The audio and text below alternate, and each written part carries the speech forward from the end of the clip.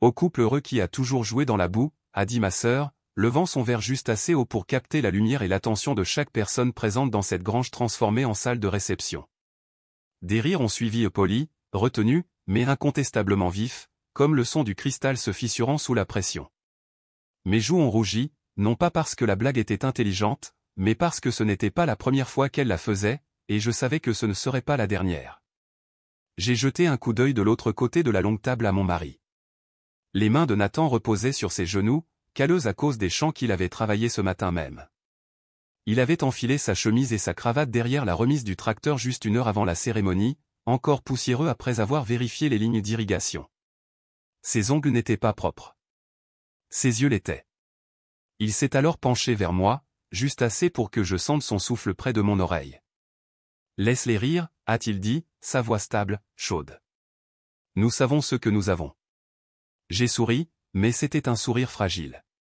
Mon père avait à peine touché son dîner, et quand il s'est levé pour parler, le murmure des fourchettes contre les assiettes s'est estompé dans un silence qui semblait rôder. Gérald Barrett ne gaspillait jamais ses mots, ni en affaires et certainement pas lorsqu'il critiquait publiquement ses enfants. « Ma fille, Clara », a-t-il commencé avec ce soupir théâtral qu'il réservait au discours lors des fêtes de départ à la retraite et des funérailles de clients, a toujours choisi un chemin différent. Daniel, ma sœur aînée, a haussé un sourcil et a siroté son vin. Élise a baissé les yeux sur sa serviette. Alors que ses sœurs poursuivaient leur carrière en droit et en finance, a-t-il continué, Clara a suivi son cœur. Un chemin plus simple. Une vie plus tranquille. Le mot, plus simple, a atterri comme un pouce appuyant sur un bleu. Et maintenant, elle a épousé Nathan, un homme qui travaille de ses mains et comprend la valeur du travail honnête. Nous leur souhaitons du bonheur dans leur vie ensemble. Il y a eu des applaudissements, bref, clairsemés, quelques claquements trop lents, comme si les gens attendaient de voir comment ils étaient censés réagir. J'ai attrapé mon verre d'eau, je n'avais pas touché au champagne et je me suis levé. Les pieds en métal de ma chaise ont raclé le sol de la grange plus que je ne l'attendais. Toutes les têtes se sont tournées. À la famille, ai-je dit en levant mon verre, et au fait d'apprendre qui vous soutient vraiment quand ça compte. Le sourire de Daniel a vacillé, juste un instant, puis est revenu plus éclatant, plus crispé, plus rodé. Je me suis assise lentement, le cœur battant. Nathan a passé la main sous la table et a serré fermement la mienne. « Voilà ma fille », a-t-il murmuré. Je ne savais pas alors combien de poids ces 4 mots porteraient, combien de terrain ils ancreraient lorsque la terre finirait par bouger sous nous tous. 3 ans plus tard, nous nous tenions dans le hall d'entrée en marbre de ma sœur, tenant un plat de haricots verts en cocotte qui coûtait probablement moins cher que son paillasson. C'était la réunion familiale annuelle des Barrett en été, mi-barbecue, mi-théâtre politique, et je pouvais déjà entendre le bruit des verres qui s'entrechoquent à l'arrière, la cadence familière de la voix de Daniel qui portait un peu plus loin que celle des autres, comme un maire faisant campagne dans son propre jardin. Alors que nous sortions sur la terrasse en pierre, ma mère nous a repérés la première. « Clara » a-t-elle appelé, sa voix vive et cassante. « Vous voilà. » Nous parlions justement de la maison de vacances que Danny et Evan ont achetée à Charleston. Bien sûr qu'ils en parlaient. Daniel a flotté vers nous dans une robe d'été assez blanche pour me rendre nerveuse pour son vin rouge. Son sourire, comme toujours, était calibré, généreux mais calculé. « Oh, vous avez apporté à manger » a-t-elle dit, regardant le plat comme s'il était sorti de la terre lui-même. « C'est gentil. »« De notre jardin » ai-je dit, en le plaçant entre le porc effiloché du traiteur et un bol d'olives importées qui semblait coûter plus cher à l'once que toute notre récolte de tomates. Evan nous a rejoints avec un martini dans une main et un sourire narquois dans l'autre. Son polo semblait avoir été pressé directement sur lui par une marque de luxe. « C'est biologique » a-t-il demandé sans me regarder, ou juste basique ? La question est restée en suspens pendant une seconde, et j'ai senti la rougeur familière me monter au cou. « C'est fait maison » a dit Nathan, se tenant à côté de moi. Sa chemise était en simple coton, ses mains étaient encore légèrement marquées par la taille des arbres. Il avait l'air d'avoir débarqué d'une autre planète. Ah, a hoché la tête Evan en faisant tourner son verre. Toujours en train de faire le truc de la terre. Nous nous en sortons bien, ai-je dit. J'ai gardé ma voix égale, aussi rodée que le sourire de Daniel. La ferme est rentable depuis 2 ans. Daniel a ri, un son délicat comme des carillons dans un ouragan. Rentable, a-t-elle répété, comme si elle essayait le mot pour voir sa taille. Oh, ma chérie, c'est adorable. Ses paroles ne me piquaient plus comme avant, mais elles laissaient quand même une marque. Je me souviens avoir pensé, s'il nous trouve si embarrassants, pourquoi continue-t-il à nous inviter? Et quelque part au fond de moi, une voix calme a répondu, parce que quelqu'un doit toujours jouer le rôle de l'exemple à ne pas suivre. Je me tenais seul près du bord de la terrasse, regardant la lumière se refléter sur le bord de la nouvelle piscine de Danny, quand Élise m'a trouvé. Elle avait 2 verres de vin à la main et ce regard prudent qu'elle portait toujours lors des réunions de famille, le regard de quelqu'un qui se préparait à quelque chose que personne d'autre n'avait encore remarqué. Ils sont particulièrement odieux aujourd'hui, a-t-elle dit en me tendant un verre. Je l'ai pris avec reconnaissance. Aujourd'hui. J'ai haussé un sourcil. Élise, c'est juste un mardi avec eux. Elle a eu un petit rire, mais il n'a pas atteint ses yeux. C'est tendu ces derniers temps. Avec le travail d'Evan, Danny est sur les nerfs. Sur les nerfs comment? Je me suis légèrement tourné, essayant de lire son visage. Elle a hésité, jetant un coup d'œil vers la maison, puis s'est penchée plus près. Je ne devrais probablement rien dire. C'était Élise en une phrase, toujours à mi-chemin entre l'honnêteté et la loyauté familiale, son cœur coincé au milieu comme un marque-page dans une histoire qu'elle n'avait jamais choisie. Tu dis déjà quelque chose, ai-je dit doucement. Autant finir. Elle a baissé la voix. Certains de ces investissements, ils ne se sont pas bien passés. Des gros. On parle qu'ils devront peut-être vendre la maison de Charleston, peut-être le bateau aussi. J'ai cligné des yeux. Ce n'était pas seulement de la tension, c'était un effondrement. Mais je n'ai rien dit, pas encore, parce que la partie la plus étrange n'était pas la nouvelle. C'était le visage d'Élise quand elle me l'a dit, comme si elle l'avait gardé pour elle pendant longtemps, attendant que quelqu'un d'autre le remarque. Et je me suis demandé, depuis combien de temps savait-elle que les choses s'effondraient? Et depuis combien de temps les avait-elle laissés nous traiter comme si nous étions ceux qui tenaient à peine le coup? C'est arrivé 2 jours plus tard, juste avant le coucher du soleil, alors que Nathan et moi étions dans la serre en train de trier des plateaux de semis pour les plantations d'automne. L'air sentait la terre humide et le romarin, et le monde semblait, pour une fois, simple. Puis mon téléphone a sonné. Numéro inconnu. J'ai failli le laisser aller à la messagerie vocale, mais quelque chose m'a fait répondre. Clara. La voix de ma mère, tremblante mais sèche, le genre de ton qu'elle utilisait quand quelqu'un venait de mourir ou avait gâché Thanksgiving. Salut, maman. Est-ce que ça va? Je vais bien, ma chérie. Juste fatigué. Écoute, nous avons une réunion de famille ce samedi à la maison. 14 heures. C'est important. J'ai fait une pause, en m'essuyant les mains sur mon jean. Les réunions de famille n'existaient pas chez nous, pas quand ça comptait, pas quand j'en avais eu besoin. Quel genre de réunion? Nous vous expliquerons quand vous serez là. Amène juste Nathan, d'accord? Elle a raccroché avant que je puisse demander quoi que ce soit d'autre. Je suis resté là, le téléphone toujours à la main, à regarder les rangées de légumes baignés de soleil, des choses qui avaient du sens, des choses qui poussaient quand on leur donnait des soins et du temps. Nathan a levé les yeux du plateau de semis. Qui était-ce? Ma mère, ai-je dégluti. Elle nous veut à la maison samedi. Réunion de famille. Il s'est redressé lentement, enlevant la terre de ses mains. Qu'est-ce que tu penses qu'ils veulent? J'ai eu un rire sans joie. Peut-être enfin s'excuser d'avoir qualifié notre vie de spectacle de foire. Nathan n'a pas souri. Il s'est approché et m'a doucement pris le téléphone des mains.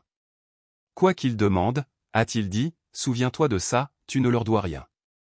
Et pourtant, une partie de moi espérait encore que c'était une question de guérison, qu'après toutes ces années à être celle qui le regardait à peine, j'étais enfin invité. Mais une autre partie, plus silencieuse, plus affûtée, a murmuré, ou peut-être qu'ils ont juste besoin de quelque chose. Et tu es la seule qui a encore quelque chose à donner. Il a plu ce matin-là, une bruine douce et grise qui a trempé les feuilles mais n'a jamais tout à fait touché le sol. Nathan nous a conduits en silence, une main stable sur le volant, l'autre se resserrant de temps en temps lorsque les pneus heurtaient du gravier meuble. Alors que nous tournions dans la rue familière bordée d'arbres, j'ai senti quelque chose de froid s'installer entre mes côtes. La maison n'avait pas changé à même étaillée, même marchandale, mais elle semblait plus petite que dans mes souvenirs. Ou peut-être que j'avais simplement grandi. Nathan s'est garé sur le trottoir, le moteur tournant doucement alors qu'il le coupait. Quoi qu'il demande, a-t-il répété en me regardant, tu ne leur dois absolument rien. J'ai hoché la tête, mais le nœud dans ma poitrine n'a pas bougé. Alors que nous montions les marches du Porsche, mon téléphone a vibré. Un texto d'un numéro inconnu, s'il te plaît, viens. C'est sérieux. Nous avons besoin de toi. Daniel. J'ai glissé le téléphone dans ma poche et j'ai sonné à la porte. La porte s'est ouverte trop vite, comme s'il s'était tenu juste derrière. À l'intérieur, les meubles étaient disposés délibérément, les chaises inclinées vers le canapé comme dans une salle d'audience avec un siège de témoin vide qui attendait. Clara. Nathan, a dit mon père, sa voix plus douce que je ne l'attendais. Merci d'être venu. Nous nous sommes assis. Le silence qui a suivi n'était pas gênant, il était chargé, rodé. Evan se tenait près de la fenêtre, les bras croisés. Ma mère tordait son alliance, comme elle le faisait quand j'avais 8 ans et que j'étais rentré avec une mauvaise note en mathématiques. Daniel était perché sur le bord d'une chaise, les yeux vitreux mais alertes. Élise était sur le côté, les mains jointes sur ses genoux, regardant n'importe où sauf moi. Alors, ai-je dit finalement, de quoi s'agit-il vraiment? Ma mère a ouvert la bouche, puis l'a refermée. Mon père est intervenu. La famille fait face à des difficultés financières. Je n'ai rien dit. Nathan non plus. Evan s'est retourné, son visage semblait usé, la première fissure que j'ai jamais vue dans sa façade parfaite. Arrête la comédie, Clara, a-t-il lâché. Tu sais déjà. Ta sœur te l'a dit. J'ai regardé Daniel, dont les yeux se sont tournés vers Élise. Je pouvais le sentir maintenant, la forme de la chose. Ce n'était pas une réunion de famille, c'était un discours de vente, une supplique, ou pire, une exigence. Nous pourrions tout perdre, a dit ma mère, sa voix à peine plus haute qu'un murmure. Les mots sont restés en suspens, lourds et doux, comme l'instant juste avant qu'un verre ne heurte le carrelage. Tout, a demandé Nathan tranquillement. La maison, les comptes de retraite, la propriété de Charleston, a dit mon père, les mots secs, efficaces. Evan a pris des décisions d'investissement au nom de la famille. Je me suis tourné vers Evan, qui fixait maintenant durement le tapis, la mâchoire serrée. Je suis désolé d'apprendre ça, ai-je dit. Mais je ne comprends toujours pas ce que cela a à voir avec nous. Daniel s'est penché en avant. C'est la terre, a-t-elle dit, et juste comme ça, voilà, le masque tombait. Votre ferme. C'est le seul actif majeur qui n'est pas bloqué. Nous avons besoin que vous la vendiez, a dit mon père, brutal, sans s'excuser. La pluie dehors s'était arrêtée. À l'intérieur, je pouvais entendre le bourdonnement du réfrigérateur et l'espace vide où l'empathie aurait dû être. Vous voulez que nous vendions notre maison, ai-je dit lentement. Pour nettoyer un gâchis que nous n'avons pas fait? Evan s'est avancé, de nouveau vif. C'est une question de famille, de se montrer à la hauteur quand ça compte. J'ai senti Nathan bouger à côté de moi. Il s'est levé, non pas brusquement, mais avec un calme qui a fait légèrement basculer la pièce. Vous savez, a-t-il dit, c'est drôle comme les gens se souviennent rapidement de leur famille quand ils se noient. Daniel a ricané. Oh, allez, Nathan. Tu es agriculteur. Tu cultives des légumes.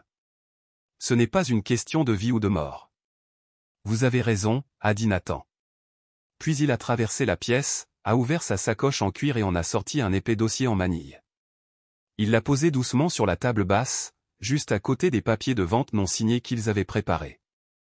Qu'est-ce que c'est? A demandé mon père. Nathan a ouvert le dossier, révélant des pages qui ressemblaient plus à des mémoires juridiques qu'à des rapports de sol. Brevet numéro 10 847 392, a-t-il lu. Système d'irrigation de précision avancée, développé sur notre terre, sous licence à 15 fermes à travers le Midwest. Il en a sorti un autre. Logiciel d'optimisation du sol, données de plantation prédictive, actuellement sous contrat avec 3 coopératives régionales. Ma mère a regardé les papiers comme s'ils étaient écrits dans une langue étrangère. Nous ne faisons pas que de l'agriculture, a dit Nathan, sa voix calme mais tranchante. Nous testons, nous innovons. Tout ce que nous cultivons, tout ce que nous développons, fait partie d'un système plus large. J'ai regardé l'expression d'Evan passer de la confusion à quelque chose de plus froid, la reconnaissance. Attendez, a-t-il dit en s'avançant. Comment s'appelle l'entreprise? Verdantech, a répondu Nathan en le regardant droit dans les yeux. Pourquoi? Ça vous dit quelque chose? Evan a pâli. Parce qu'il savait. Parce que l'entreprise contre laquelle il avait parié, celle qu'il avait convaincu ses investisseurs de vendre à découvert, était la nôtre. C'est impossible, a-t-il dit doucement. Nous. Vous avez perdu leur argent, a dit Nathan, toujours calme, en pariant sur notre échec. Mon père a ouvert la bouche, mais aucun mot n'est sorti. Chaque dollar que vous avez parié, a ajouté Nathan, a directement nourri la chose que vous pensiez sans valeur. Daniel avait l'air stupéfaite. Ma mère avait l'air d'essayer de se réveiller. J'ai alors tendu la main, refermant lentement le dossier. Vous n'êtes pas seulement venu ici pour de l'aide, ai-je dit. Vous êtes venu ici nous demander de détruire la chose même que vous avez passé des années à moquer. La chose sur laquelle, sans le savoir, vous aviez misé votre survie. Et j'ai réalisé qu'il n'avait pas seulement mal jugé Nathan, il n'avait jamais une seule fois essayé de voir qui nous étions vraiment. Ils n'avaient pas seulement besoin d'argent. Ils avaient besoin de la version de nous qu'ils pensaient que nous étions, assez petits pour dire oui, assez silencieux pour obéir, assez aveugles pour pardonner. Mais nous n'étions plus cette famille. J'ai fouillé dans mon sac et j'ai sorti une fine enveloppe. Pas de contrat, pas de brevet, juste des photos ou des instantanés d'une vie qu'ils regardaient à peine. Je les ai posées doucement sur la table. Il y en avait une de notre mariage, moi dans ma robe empruntée, Nathan avec encore de la terre sous les ongles, tout le monde flou derrière nous, déjà à moitié tourné. Une autre de ma remise de diplôme, je tenais mon diplôme, mes parents regardaient Daniel. Et une d'un dîner de Noël, le dernier où j'étais rentré à la maison, Élise avait mis la table, j'avais préparé tout le repas, Daniel est arrivé en retard, a apporté un dessert acheté en magasin, et a quand même été remercié pour tout. J'ai levé les yeux et j'ai vu ma mère regarder les photos comme si elle pouvait se réarranger en une meilleure histoire. Ce sont ces moments, ai-je dit, la voix basse, égale. Pas les grands, pas les cérémonies ou les discours. Juste les moments tranquilles où vous avez choisi tout le monde sauf moi. Personne n'a parlé. J'ai montré la photo du mariage. Daniel a porté un toast en me traitant de sale, et vous avez ri. J'ai montré la remise de diplôme. Papa a mentionné le stage d'Élise mais a oublié que j'avais obtenu mon diplôme avec mention. J'ai posé la dernière photo. Ce soir-là, vous êtes tous partis sans dire au revoir parce que Daniel avait un rendez-vous au spa le matin. Daniel a ricané, les bras croisés. Oh, allez, Clara, tu es dramatique. La main de Nathan a effleuré la mienne, mais je n'en avais plus besoin. J'étais déjà debout. Vous ne m'avez pas seulement oublié, ai-je dit, les yeux fixés sur chacun d'eux. Vous avez construit une version de moi qui était petite, sans ambition, simple, parce que cela vous faisait vous sentir plus grand. J'ai fait une pause. Mais je n'étais pas petite. Vous avez juste refusé de regarder de plus près. Evan a ouvert la bouche. J'ai levé la main. Pas cette fois. Tu n'as pas le droit de parler maintenant, ai-je dit doucement. Tu as eu des années. Et dans ce silence cassant, stupéfait je l'ai senti. Pas le pouvoir, exactement, pas la victoire. Quelque chose de plus silencieux, quelque chose de plus stable, comme entendre enfin sa propre voix résonner d'un endroit où personne d'autre ne vous avait jamais laissé parler. Evan s'est avancé le premier, sa voix vive, plus forte qu'elle n'aurait dû l'être. Tu penses que c'est une question de vieilles photos et de sentiments blessés? C'est de l'argent réel, Clara. Des gens réels. Tu penses que cette ferme te rend invincible? Je n'ai pas bronché. Il était habitué à ce que les gens reculent quand il haussait la voix. Je n'étais plus cette personne. Non, ai-je dit calmement, mais elle nous rend libres. Daniel s'est levé de sa chaise, ses talons claquant contre le parquet. Nous sommes une famille, a-t-elle dit, comme si ce mot venait de lui venir à l'esprit. Tu vas sérieusement nous laisser nous effondrer par fierté? Tu ne t'en souciais pas quand je m'effondrais, ai-je dit tranquillement. Tu appelais juste ça sa phase. Ma mère s'est levée, les mains jointes fermement. Tu es cruel. Cela m'a arrêté. Je l'ai regardée, cette femme qui m'a appris à mettre la table juste comme il faut, à écrire une carte de remerciement, à me faire petite poliment. Non, maman, ai-je dit, la voix à peine plus haute qu'un murmure. Je ne suis juste plus silencieuse. Derrière eux, Élise a bougé. Ses yeux ont rencontré les miens. Quelque chose a vacillé, pas encore des excuses, mais peut-être l'espace où elle pourrait grandir. Nous avions besoin de toi, a dit mon père d'un ton plat. J'ai hoché la tête une fois. Vous en avez toujours besoin. J'ai ramassé le dossier. Nathan a pris ma main. Alors, qu'est-ce qu'on fait maintenant, a demandé Daniel. Vous partez, ai-je dit. Et ils l'ont fait. Aucun d'eux n'a claqué la porte. Parce que quand des gens comme eux perdent le contrôle, ils n'explosent pas. Ils disparaissent. C'est arrivé le lendemain matin, tôt. Le soleil n'avait pas encore complètement percé le brouillard, et la cuisine sentait le basilic humide et le pain de la veille. Nathan était sorti vérifier la clôture. J'étais assise à table, tenant mon café, regardant le vide. Le téléphone a vibré. Élise. J'ai failli ne pas répondre. Salut, a-t-elle dit. Pas de salutation, pas de remplissage, juste cette petite voix que je me souvenais de l'enfance, celle qu'elle utilisait quand nos parents se disputaient et qu'elle voulait que je me glisse dans sa cabane en couverture et que je m'assoie simplement avec elle. Je ne savais pas à quel point c'était grave, a-t-elle dit, jusqu'à ce que je voie ton visage hier. Il y a eu une pause. Je suis désolé de ne rien avoir dit plus tôt. Pas une excuse, pas une performance, juste une phrase vacillant sous son propre poids. Je ne m'attendais pas à ce que tu le fasses, ai-je dit. Mais merci. Elle n'a rien demandé. Elle n'a pas dit qu'elle parlerait aux autres. Elle a juste dit, je le vois maintenant. Et parfois, quand quelqu'un vous voit enfin, vous voit vraiment, c'est suffisant pour le moment. 2 semaines plus tard, ils sont revenus. Mais cette fois, ce n'était pas ma famille. C'était un petit groupe du ministère de l'Agriculture, un représentant régional, 2 chercheurs et un photographe. Ils sont venus pour parcourir la terre, documenter les données du sol, examiner notre système. Verdantech venait de recevoir sa première subvention fédérale à l'innovation.